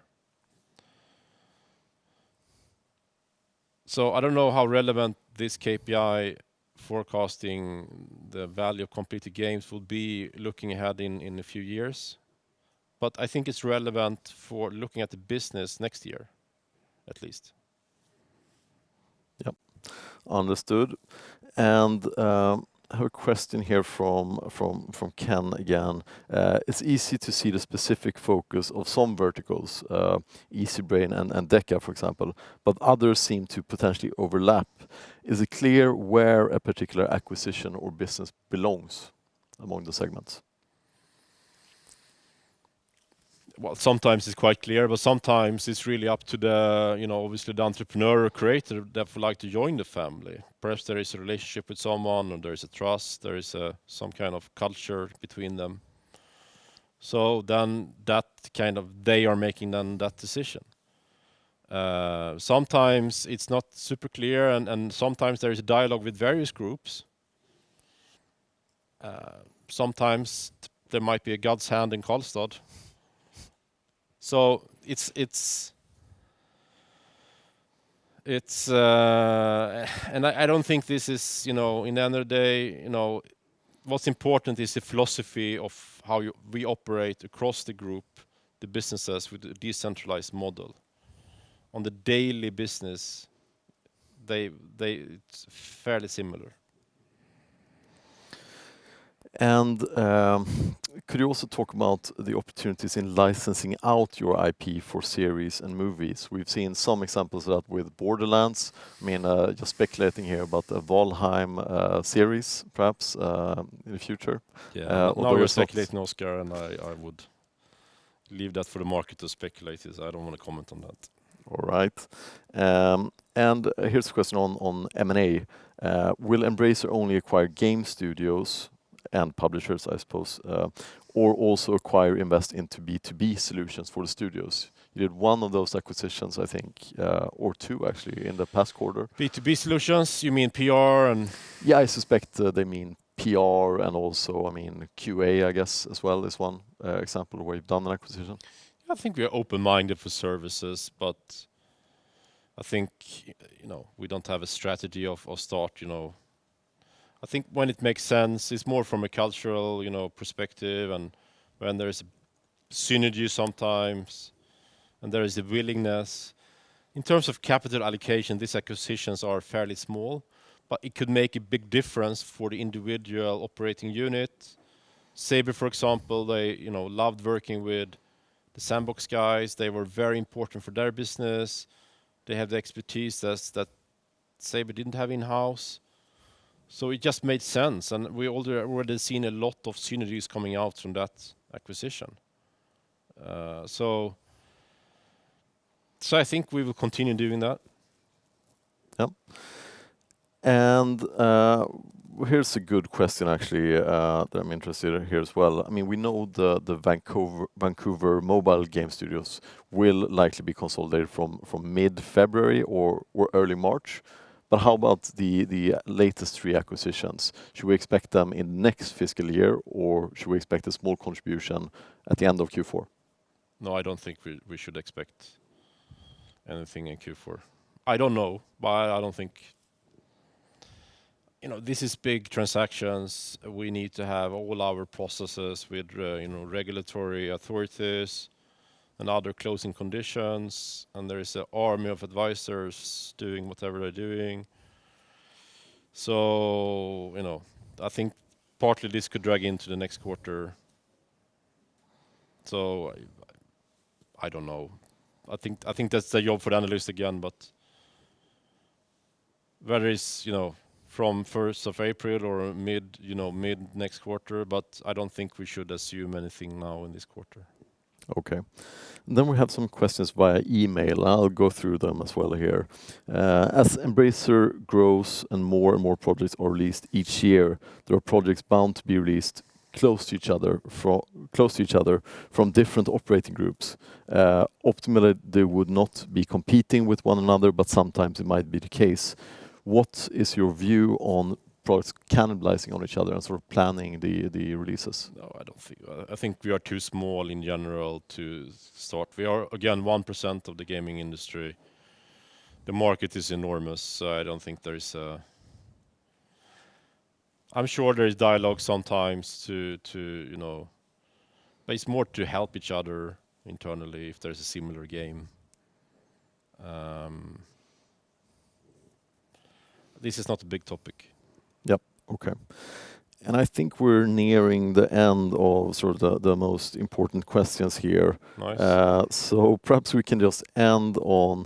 I mean, I've actively chosen not to ask questions about the latest acquisitions since they were discussed a lot a few weeks ago. But I mean, just as a final sort of question, I mean, I think Saber Interactive was instrumental 1 year ago in sort of creating interest and sort of seeing the ambitions of Embracer Group. What can you say about Gearbox, given that they have household brands, very well known? Could that have a similar effect on M&A going forward? And what reception have you received from various parties? No, I've been, very glad to see a great reception across the industry and especially from North America. I'm happy to hear a lot of great respect from internal teams for Randy and their amazing people they have at Gearbox. They are super well respected as the most creative and great games developers you can find. So I'm thrilled to to onboard them soon into the group. And I think also from not many people know about Embracer Group before these transactions. Now there is a handful more that knows about Embracer Group. I guess that could help us in the future to further grow our ambitions, including in North America. And we already had a bit of new conversations with people coming out from those announcements. So